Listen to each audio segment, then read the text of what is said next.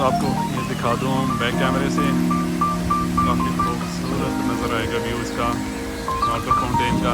और ये वाली बड़ी बिल्डिंग सेंट्रल स्टेशन, और इसके सामने बिल्कुल ये होटल है।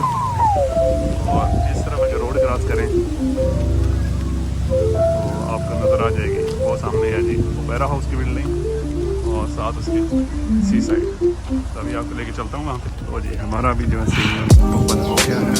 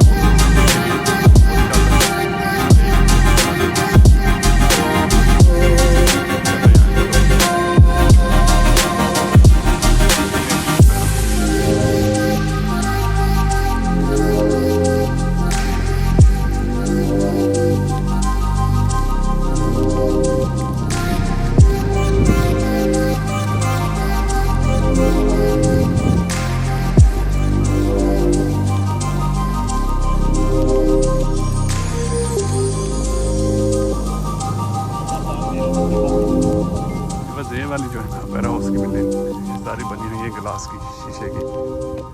और इसके इस तरफ वो भी सारी है, वो है लाइब्रेरी, वो भी सारी ग्लास की बनी हुई है।